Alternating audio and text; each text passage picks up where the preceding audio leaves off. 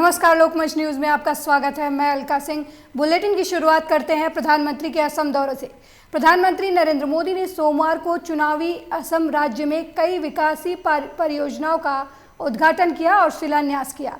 PM ने कहा कि असम की बीजेपी सरकार ने यहां सभी अधूरे काम को तेजी से पूरा करवाया है और वंचित जगहों पर पहुंचने की कोशिश कर रही है। उन्होंने कहा कि असम के पास सब कुछ है जो यहां के नागरिकों को बेहतर जीवन देने के लिए जरूरी है। जरूरत है इसी के विकास की, जो डबल इंजन सरकार को और मजबूत बनाइए ताकि असम का विकास हो सके।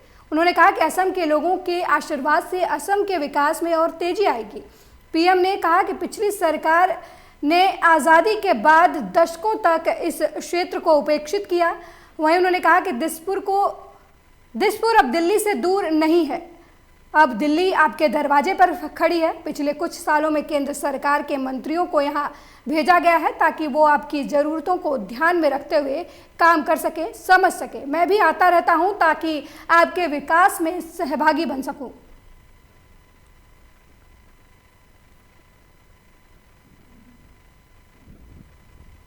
केंद्र और असम सरकार मिलकर राज्य के संतुलित विकास में जुटी है और इस विकास का एक बड़ा आधार है असम का इंफ्रास्ट्रक्चर।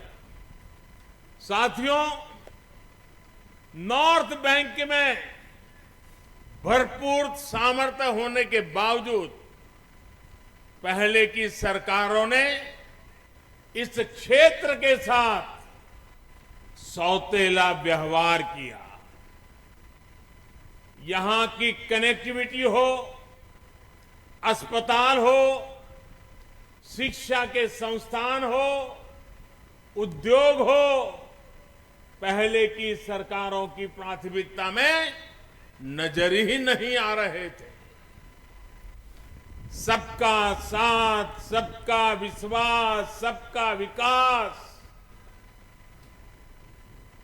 इस मंत्र पर काम कर रही हमारी सरकार ने, सर्बानंद जी की सरकार ने इस भेदभाव को दूर किया है। वहीं उत्तर प्रदेश में सोमवार को वित्त वर्ष 2021 और 22 का बजट पेश किया गया। ये प्रदेश का पहला पेपरलेस बजट था, जिससे वित्त मंत्री सुरेश कुमार खन्ना ने विधानसभा सदन में टैबलेट के जरिए प्रस्तुत किया। योगी सरकार ने 2021-22 के बजट में अयोध्या में निर्माणाधीन हवाई अड्डे, मर्यादा पुरुषोत्तम श्री राम एयरपोर्ट के लिए 101 करोड़ रुपए का प्रावधान किया, जबकि कोरोना टीकाकरण के लिए 50 करोड़ की धनराशि का प्रस्ताव किया गया। आपको बता दें कि खन्ना के मुताबिक अयोध्या के विकास के लिए 140 करोड़ का बजट प्रस्तावित किया गया है, जबकि अयोध्या एयरपोर्ट का नाम मर्यादा पुरुषोत्तम राम के नाम पर रखा गया है। वहीं अमेठी और बलरामपुर में मेडिकल कॉलेज के लिए 175 करोड़ रुपए का बजट रखा गया है।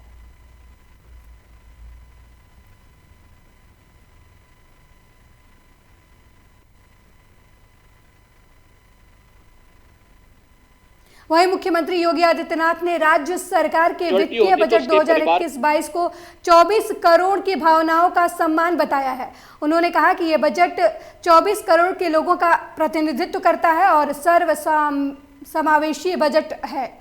मुख्यमंत्री ने कहा कि ये सबका साथ और सबका विकास और सबका विश्वास उत्कृष्ट भावनाओं से परिपूर्ण है। ये बजट कोविड काल के बीच प्रदेश में नई आशा, नई ऊर्जा और विकास की नई संभावनाओं को उड़ान देने का माध्यम बनेगा।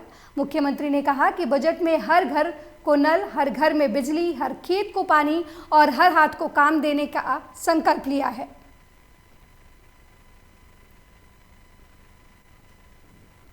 उनके साथ होती है, उस व्यापारी के साथ कोई कैजुअलिटी होती तो उसके परिवार को 10 लाख रुपए की एक कवर प्रदेश ने इसमें उपलब्ध करवाने के कार्य किया और प्रदेश ने इसमें काफी बड़ा कार्य इस दिशा में प्रारंभ किया है। यह एक बड़ा कार्य प्रदेश के अंदर आगे बढ़ाने के लिए किया जा रहा है। प्रदेश के अंदर उन क्षेत्रों में जो दूर दराज के क्षेत्र हैं, वहां पे टेलीमेडिसिन के लिए और टेली कंसल्टेशन के लिए भी पर्याप्त व्यवस्था बजट में इस बार की गई है और इस व्यवस्था के माध्यम से हम लोग काफी बड़े स्तर पर प्रत्येक नागरिक तक बेहतर स्वास्थ्य की सुविधा उपलब्ध कराने में हमें मदद मिलेगी। कुछ नई चीजें जो वास्तव में यहां पर उपलब्ध हो सकती हैं, लखनऊ में हम लोगों ने एक NIV पुणे की तर्ज पर national institute of virology Pune, जो भारत सरकार का संस्थान है और किसी भी प्रकार के वायरस के समय से पहचान करने और फिर उस वायरस के खिलाफ उस प्रकार के वैक्सीन को विकसित करने की दिशा में कार्य किया जा सके, इसके लिए एक उस प्रकार का संस्थान प्रदेश सरकार ने अपने स्तर पर यहां पर बनाने की एक कार्य योजना को बजट में दिया है, जिसमें KGMU, CDRI, AKTU मिलकर के उस प्रकार का एक संस्थान लखनऊ में बनाएंगे, जिससे आने वाले समय में कोविड-19 जैसा कोई अगर वायरस प्रदेश में किसी भी प्रकार का या उत्तर भारत में कहीं भी उसका अटैक होता है तो समय से हम उसकी पहचान कर सकेंगे और उस दिशा से फिर वैक्सीन के निर्माण में भी ये सहायक हो सकेगा। तक वहीं प्रयागराज पहुंचे उत्तर प्रदेश के पूर्व मुख्यमंत्री अखिलेश यादव ने कहा कि योगी सरकार का ये अंतिम बजट साबित होगा, चाहकर भी वो अगला बजट अब नहीं पेश कर पाएंगे। उन्होंने भाजपा पर निशाना साधते हुए कहा कि भाजपा की राजनीति से देश को भारी नुकसान हो रहा है, जनता को इसके लिए आगे आना चाहिए। घरपुर में पुलिस के द्वारा कथित निषाद समाज के मछुआरों पर अत्याचार और बर्बरता पर उन्होंने कहा कि निषादों को समाजवादी पार्टी नई नाव देगी। वहीं अखिलेश यादव के बयान पर बीजेपी सांसद मनोज तिवारी ने कहा कि अखिलेश यादव और उनकी पार्टी को जनता ने नकार दिया है। उन्होंने कहा कि विपक्ष इसलिए परेशान है क्योंकि सरकार का बजट बेहद अच्छा है और ये बजट उत्तर प्रदेश को नई ऊंचाइयों पर ले जाएगा।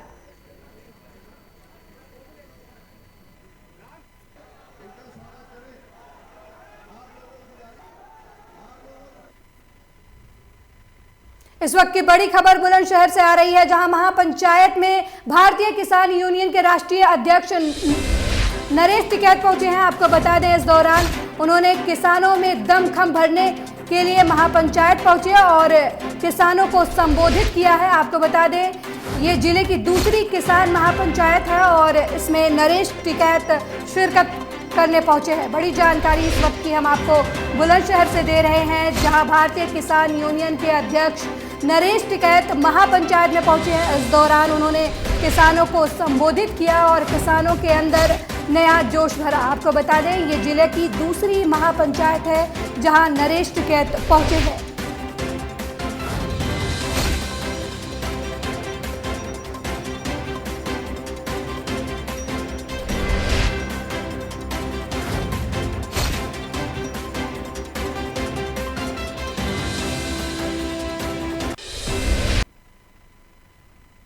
वहीं उत्तर प्रदेश की योगी सरकार कार्यकाल के अंतिम बजट को गोरखपुर सांसद रवि किशन ने काफी अच्छा और उम्दा बताया है। उन्होंने कहा कि वित्त मंत्री सुरेश खन्ना को धन्यवाद देता हूं और बताया कि बजट गरीब, मजदूर और किसानों और युवाओं के हित में है। आपको बता दें कि योगी सरकार के पहले कार्यकाल का अंतिम बजट वित्त मंत्री सुरेश खन्ना ने पेश किया है। उत्तर प्रदेश का ये बजट कुल 5 लाख करोड़ का है।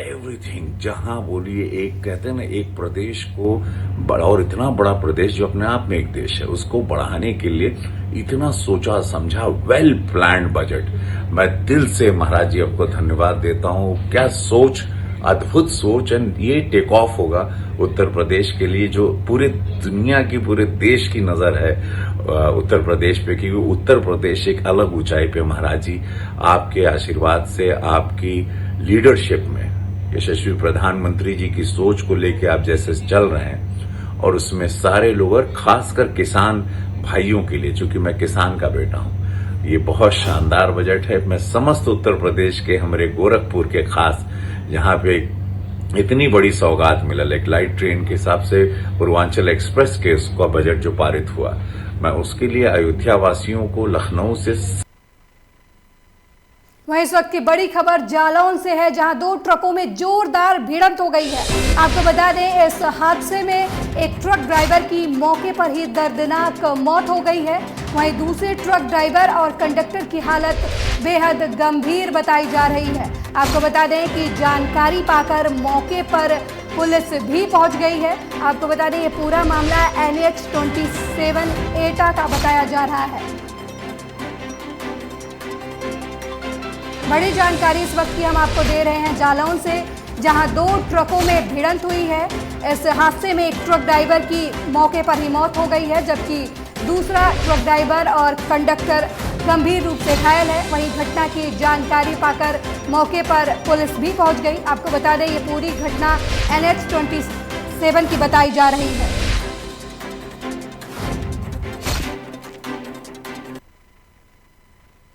वहीं यूपी के अमरोहा में प्रेम प्रसंग के चलते अपने परिवार के 7 सदस्यों की निर्मम तरीके से हत्या करने वाली शबनम ने अपने ऊपर लगे आरोपों को गलत बताया है।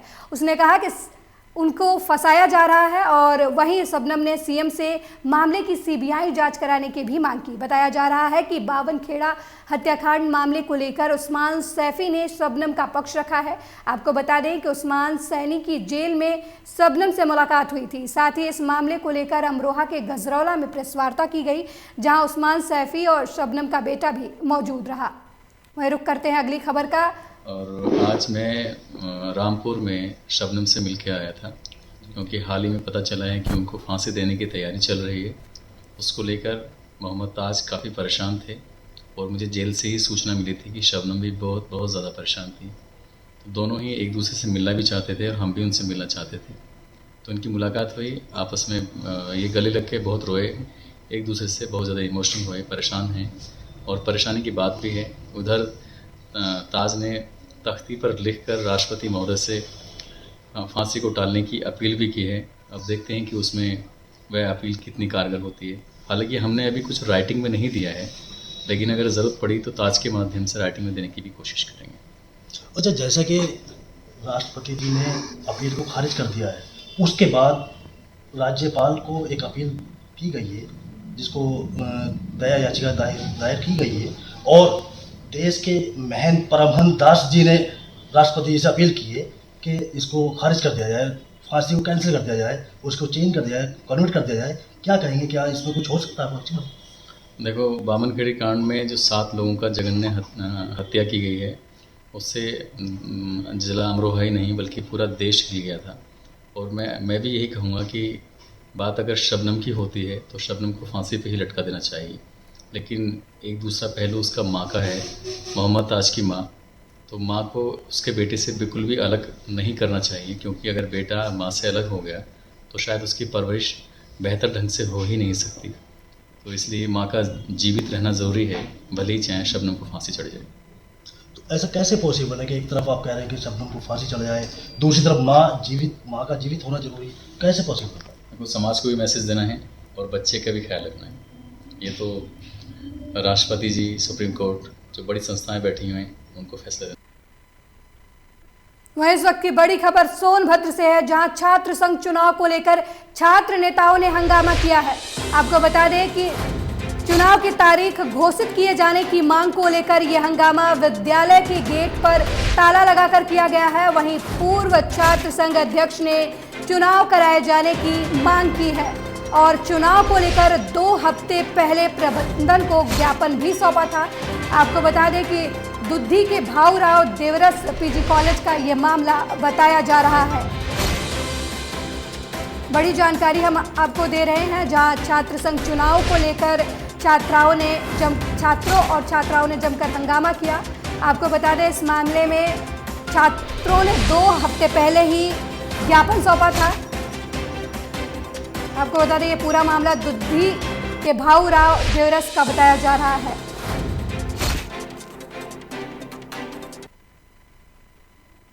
जहां एक तरफ बीजेपी महिलाओं के सम्मान का नारा देती है, वहीं दूसरी तरफ बीजेपी पदाधिकारी नशा करने में लगे हुए हैं। दरअसल जौनपुर के पार्टी के दौरान बीजेपी नेता नरेंद्र उपाध्याय बार बालाओं के साथ ठुमके लगाते हुए नजर आए। आपको बता दें कि बीजेपी नेता बार बालाओं के साथ भोजपुरी गाने पर ठुमके लगा रहे थे। इतना ही नहीं, नरेंद्र उपाध्याय के एक व्यक्ति को खींचकर मंच से ढकेल भी दिया। वहीं वीडियो में बीजेपी जिला कार्यकारिणी सदस्य नरेंद्र उपाध्याय और मंडल महामंत्री खोटहन ब्लॉक के राज सिंह भी बार बालाओं के साथ ठुमके लगाते हुए नजर आए।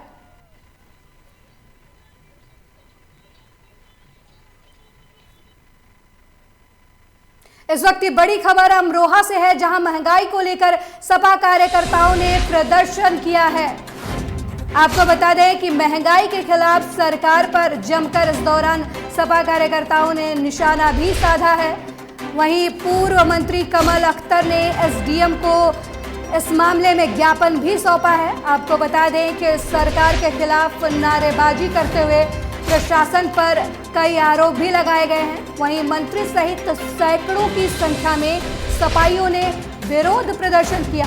आपको बता दें ये धरना प्रदर्शन हसनपुर में सपाइयों ने किया है। बड़ी जानकारी इस वक्त भी हम आपको अमरोहा से दे रहे हैं, जहां पर सपाइयों ने महंगाई को लेकर सरकार के खिलाफ विरोध प्रदर्शन किया है। इस दौरान सपाइयों ने बड़ी संख्या में इकट्ठा होकर सरकार के खिलाफ नारेबाजी भी की। ये पूरा मामला हसनपुर का है, जहां पर सपाइयों ने धरना प्रदर्शन किया।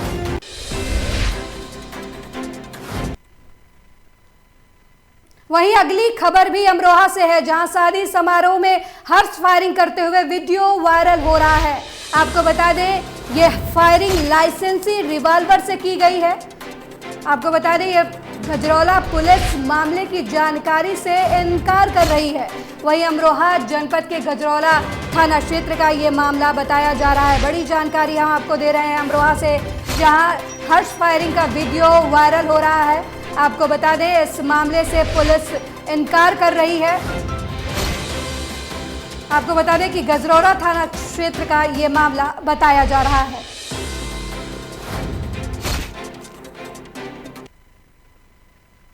वहीं डोईयावाला टोल प्लाजा पर आज 5वें दिन भी हंगामा हुआ। कांग्रेस के यूकेडी ने स्थानीय लोगों को टोल से मुक्त रखने की मांग की, तो वहीं बस यूनियन और लोडिंग वाहनों से जुड़े लोगों ने धरना प्रदर्शन कर वाहनों में छूट की मांग की। जिसके बाद मौके पर पहुंचे बीजेपी नेता विक्रम सिंह नेगी ने टोल प्लाजा के अधिकारियों और बस यूनियन लोडिंग यूनियन से बातचीत कर लोकल वाहनों को छूट देने का आश्वासन दिया। तो वहीं उत्तराखंड यूकेडी कार्यकर्ताओं ने इस मौके पर जमकर हंगामा किया। उत्तराखंड की जनता को टोल मुक्त रखने की मांग भी की।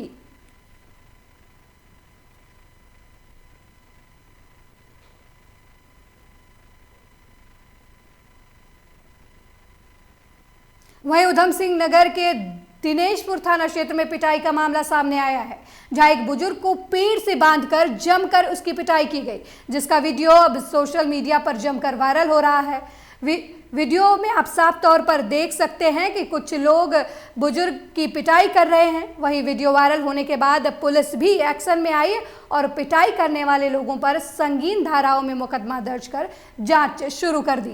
मामला 15 फरवरी का बताया जा रहा है। आपको बता दें कि उधम सिंह नगर के थाना दिनेशपुर के गांव जयनगर में 60 साल के बुजुर्ग पर आरोप लगा है कि बुजुर्ग ने महिला के साथ दुष्कर्म की घटना को अंजाम दिया है। जैसे ही इस घटना की सूचना पीड़िता के परिजनों को चली, वैसे ही पंचायत में बुजुर्ग को बुलाकर पेड़ से बांध दिया गया और जमकर उसकी पिटाई की गई। पीड़िता के परिजनों ने पुलिस को शिकायत की कि मौके पर पहुंचकर पुलिस ने बुजुर्ग को पेड़ से खोला और दुराचार के मामले में उसे जेल भेज दिया।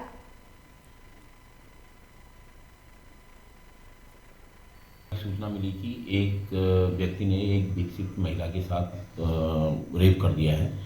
इस सूचना पर पुलिस मौके पर गई और अभियुक्त को गिरफ्तार करके ले आई और उस समय उसके विरुद्ध 376 IPC के तहत अभियोग दर्ज करके उसको जेल भेज दिया गया।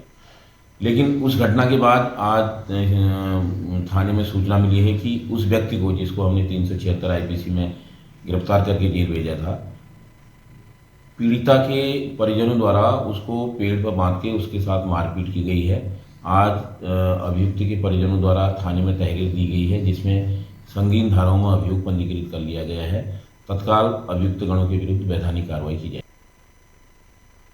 वहीं उत्तराखंड के देहरादून में पुलिस को बड़ी सफलता मिली है। आपको बता दें कि सहसपुर थाना अध्यक्ष के नेतृत्व में पुलिस ने अवैध मादक पदार्थों की तस्करी और बिक्री के विरुद्ध कार्रवाई करते हुए 3 आरोपियों को सिंघनीवाला पुल के पास से गिरफ्तार कर लिया है। वहीं पुलिस ने आरोपियों के पास से भारी मात्रा में गांजे से भरे 3 बैग भी बरामद किए हैं।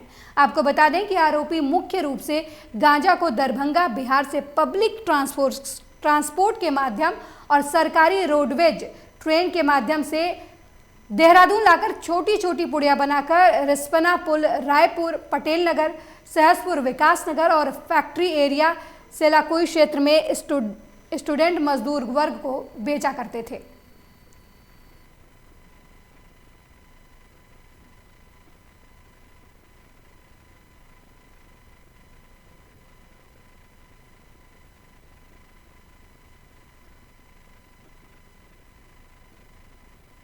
वहीं पर्वतीय इलाके में लगातार लोग हिंसक जानवरों का शिकार हो रहे हैं। पहाड़ों में आए दिन भालू, गुलदार, बंदरों की हिंसाएं बढ़ती जा रही हैं, जिसमें लोग और पालतू जानवर बड़ी संख्या में गंभीर रूप से घायल हो रहे हैं।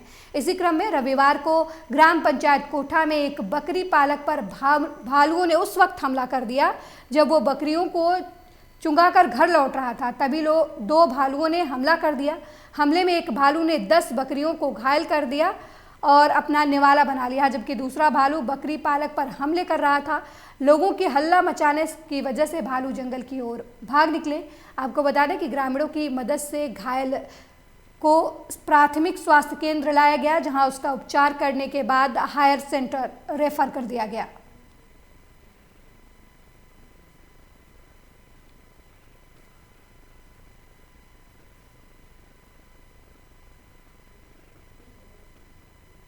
वहीं इस वक्त की बड़ी खबर उज्जैन से है, जहां बस और ट्रक की जोरदार भिड़ंत हुई है। आपको बता दें कि इस टक्कर में दोनों वाहन क्षतिग्रस्त हो गए हैं। वहीं हादसा होने से यातायात भी प्रभावित हुआ है।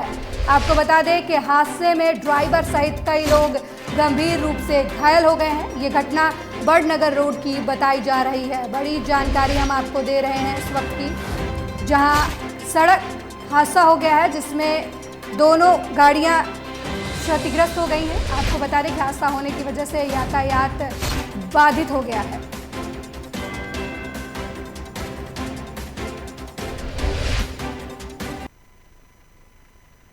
इरादा बुलंद हो और हौसले 7वें आसमान पर तो कुछ भी संभव है।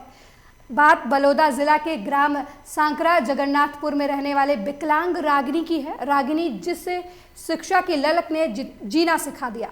पढ़ाई में तेज, चित्रकला में निपुण, कविता गायन में अव्वल और दोनों पैरों से विकलांग और शरीर से लाचार होने के साथ समाज की उपेक्षा की शिकार नन्ही बालिका ने ये कर दिखाया कि सिर्फ शरीर मजबूत होने से कुछ नहीं होता, इरादे भी मजबूत होने चाहिए। आपको बता दें कि दोनों पैरों से विकलांग रागिनी चित्रकला और गायन में बालोद सहित कई जिलों में अव्वल आ चुकी हैं और आगे भी पढ़ लिख कर शिक्षक बनना चाहती हैं। रागिनी को प्रशासन की तरफ से मोबाइल और लैपटॉप भी दिया गया है, जिससे रागिनी अब आधुनिकता के साथ पढ़ाई कर रही हैं। रागिनी का कहना है कि लहरों से डरकर नौका पार नहीं होती, कोशिश करने वालों की कभी हार नहीं होती।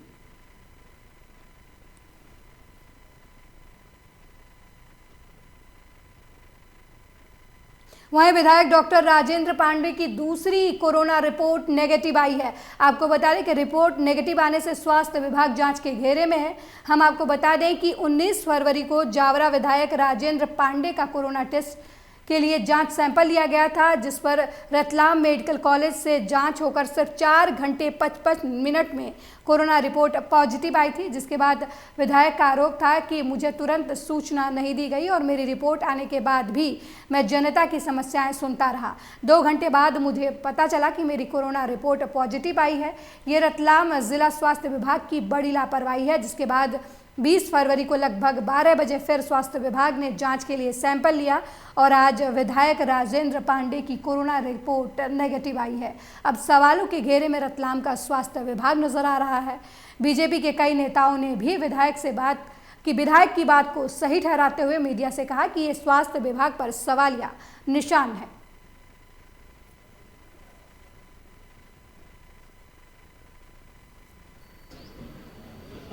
ये बात सही है कि जावरा विधायक डॉक्टर राजेंद्र पांडे की रिपोर्ट 4 घंटे 55 मिनट में आ गई है। ऐसा तो कोरोना काल से लेकर आज दिनांक तक कभी ये देखने में नहीं मिला कि इतनी इमीडिएट रिपोर्ट आ जाए, क्योंकि ज़िले के 5 विधायक हैं और 5 ही की रिपोर्ट गई थी और रिपोर्ट एक की आई। तो शंकास्पद बात ये है कि रिपोर्ट तो 5 की भी आ सकती थी। अगर काम नहीं है और कोरोना के मरीज़ नहीं है तो रिपोर्ट की तो 5 ही की आ जाना थी। और रिपोर्ट 5 की नहीं आकर डॉक्टर राजेंद्र पांडे की आई। तो कहीं ना कहीं ऐसा लगता है कि डॉक्टर राजेंद्र पांडे अपने विधानसभा में, सदन में आप सरकार का ध्यान आकर्षण करने के लिए कहीं ना कहीं लगातार प्रश्न के माध्यम से सरकार का ध्यान आकर्षित करते हैं और समस्याओं का निदान के लिए लगातार लड़ते हैं, प्रयासरत रहते हैं। ऐसी स्थिति में ऐसा लगता है कि ये बात शंकास्पद है, इसकी जांच पुनः होना चाहिए। तो दोबारा फिर रिपोर्ट क्या उम्मीद जता रहे हैं? उम्मीद तो ये है कि आदमी स्वस्थ है, तो मुझे नहीं लगता कि रिपोर्ट उनकी पॉजिटिव आना चाहिए, नहीं आएगी। और जब विधायक जी द्वारा प्रश्न उठाया गया समाचार पत्र में कि मुझे विश्वास नहीं हो रहा है, तो आज अगर डबल से सैंपल लिया गया है तो ये तो और गंभीर विषय है, या तो कहीं ना कहीं चूक हो रही है। और अगर मेडिकल कॉलेज में अगर ये हो रहा है तो इसका मतलब हम पिछले 10 महीनों में जाएं तो जो चीज़ें विधायक जी ने शंका जाहिर की है, तो इसका मतलब मेडिकल कॉलेज के अधिकारी क्या कर रहे हैं? विधायक के साथ ऐसा हो सकता था आम नागरिक की? हाँ, मैं आपसे वही कह रहा हूँ कि अगर मान लो 10 माह में अगर ये इतनी रिपोर्टें, अगर मान लो एक जवाबदार व्यक्ति की रिपोर्ट, एक जनप्रतिनिधि की रिपोर्ट इस तरह से शंका के घेरे में आ जाए, तो आम जनता का, तो मुझे लगता है पत्रकार महोदय से मैं आपसे ही ये कह सकता हूँ कि जनता का क्या हुआ होगा। और आने वाले समय में, क्योंकि कोरोना मुझे लग रहा है कि अगर अभी समाप्त नहीं हुआ है, टीकाकरण चल रहा है, सरकार हमारी बहुत ताकत से काम करे, लेकिन जनता के साथ क्या होगा या क्या हुआ होगा, ये तो एक प्रश्न चिन्ह तो है। और विधायक राजेंद्र पांडे की रिपोर्ट अब तक सबसे जल्दी रिपोर्ट आई है, क्या मानते हैं आप इससे? जी बिल्कुल संदेह की स्थिति में है। हमने पिछले 6, 7, 8 महीनों में लगातार ये सारी चीज़ें देखने में आई हैं कि किसी भी, वो सामान्य मरीज़ हो या कोई वीआईपी मरीज़ हो, लगभग 48 घंटे तो उसकी रिपोर्ट आने में लगता है। प्रशासन का कहना है कि विधानसभा सत्र चालू होने वाला है, कोविड प्रोटोकॉल के तहत इस ज़िले के समस्त विधायकों का कोविड टेस्ट करवाना था। ज़िले में 5 विधायक है और 5 विधायकों में सिर्फ जावरा के माननीय विधायक जी का ही रिपोर्ट जल्दी 4.5 घंटे में आना, और 4.5 घंटे में आने के बाद भी उनको 5 घंटे के बाद सूचना देना कहीं ना कहीं संदेह की स्थिति में आता है। विधानसभा सत्र चल रहे हैं, 16 प्रश्न इनके पटल पे थे, क्या मुख्य कारण ये तो नहीं? जी बिल्कुल, जैसा कि आपने तो यहाँ देखा होगा कि इस पूरे ज़िले में यदि कोविड के समय यदि सबसे ज़्यादा सक्रिय कोई रहा है तो वो ज़िले हमारे। इस बुलेटिन में मेरे साथ इतना ही। देखते रहिए लोकमंच न्यूज़। नमस्कार।